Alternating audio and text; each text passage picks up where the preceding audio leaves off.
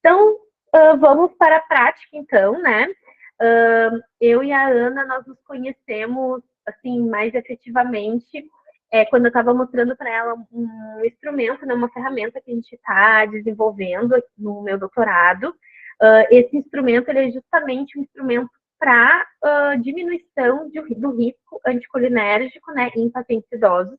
Mas como ele ainda não está validado, né, a gente ainda não fez o registro dele também, ainda não posso mostrar para vocês, mas em breve, até o final desse ano, ele já deve estar aí na rua para vocês utilizarem, né, e aplicarem nos pacientes. Ele foi desenvolvido para pacientes idosos, mas ele pode ser utilizado, né, os fluxogramas de substituição, eles podem ser aplicados também a outros pacientes. Mas eu não trouxe um instrumento em si para vocês, porque ele ainda não está pronto, mas eu trouxe a ideia, né? Qual é o roteiro, digamos assim, quando a gente vê um paciente ali que é um daqueles que eu mostrei para vocês que são dos pontos de atenção, né? Então, os pacientes polimedicados, os pacientes idosos, né? Os pacientes que tiveram internação recente, por que a gente, qual o passo a passo, né? Para a gente fazer esse manejo, qual que é a ideia? Então, primeira coisa, a gente precisa identificar qual a carga anticolinérgica que esse paciente está exposto, né? Então, para a gente identificar essa carga anticolinérgica, existem dezenas, né, de ferramentas ao redor do mundo, tá? Que vão classificar os medicamentos de acordo com um score de risco, tá? Que são esses aqui que eu falei para vocês: score 1, score 2, score 3.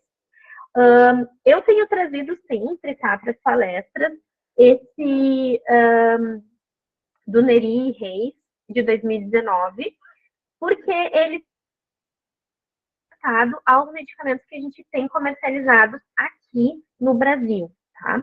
Além disso, ele pega uma gama bem grande de medicamentos que fazem parte da nossa realidade, mas que é uma lista bem mais numerosa se a gente for comparar com outras listas, tá? Então, eu gosto e tenho utilizado bastante ela.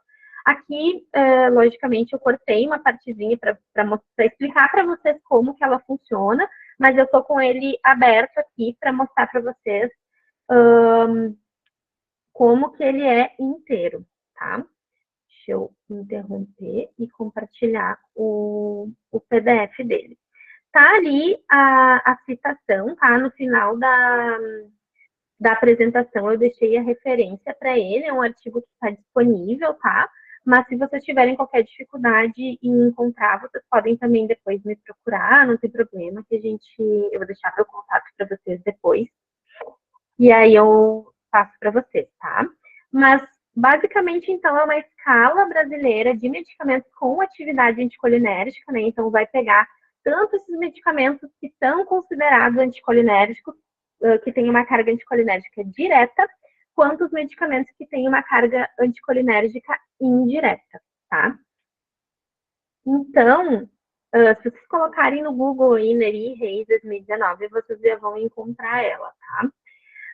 Aí ali embaixo, primeiro ele traz aqui, né, a classificação dos medicamentos, e aí aqui depois ele traz então a lista, tem essa primeira parte da tabela, depois embaixo tem uma segunda parte da tabela, então tem vários medicamentos, né? E aí aqui então classifica como score 1, né, que são aqueles medicamentos que vão ter uma carga anticolinérgica menor, os medicamentos de score 2, que são bem pouquinhos aqui, né, que vão ter uma carga média, e os medicamentos de score 3, né, que a presença de um medicamento na prescrição do paciente já vai ser suficiente para a gente considerar aquele medicamento, aquele paciente exposto a um risco anticolinérgico alto, tá? Então, aqui vou destacar alguns exemplos que são bem utilizados. A gente tem a amitriptilina, né, como a gente viu ali, que ele é bem utilizado, o carisoprodol, né, que é um relaxante muscular que está aí presente em vários medicamentos de venda livre, ciclobenzaprina, né, depois a gente tem clorfeniramina, que também é de venda livre, desclorfeniramina, dimenidrinato,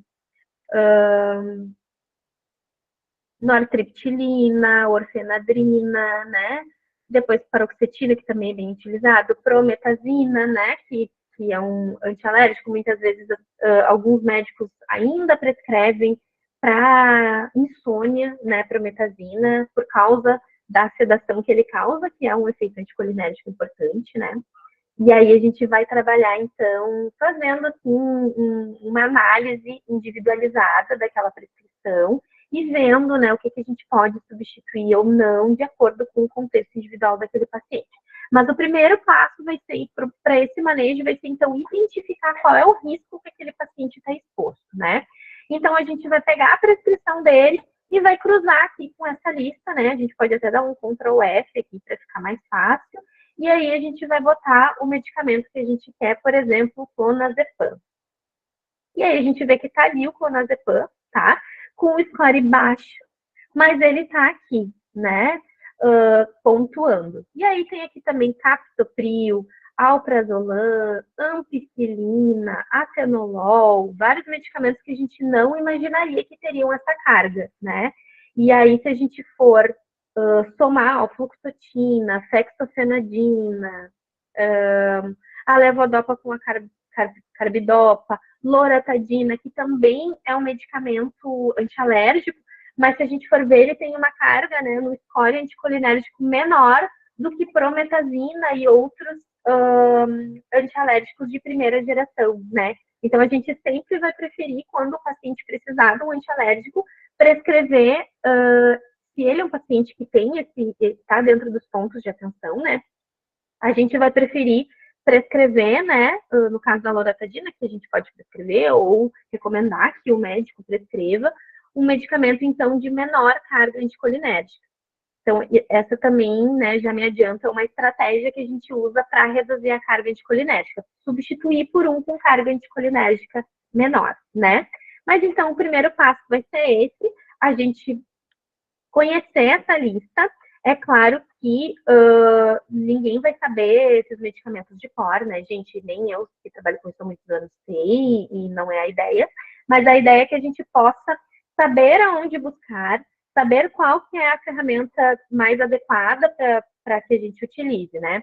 No futuro, a gente tem ideias aí, ambições de ter aplicativos, né? De ter isso de uma maneira mais sistematizada, né? Para que o farmacêutico, o médico, já na hora de prescrever, já veja ali qual que é a carga anticolinérgica. Tem ou se não tem carga anticolinérgica, e qual que é aquela carga, e como que está aquela carga anticolinérgica total do paciente, né? Para facilitar a nossa vida, né? Nossa, enquanto profissional da saúde.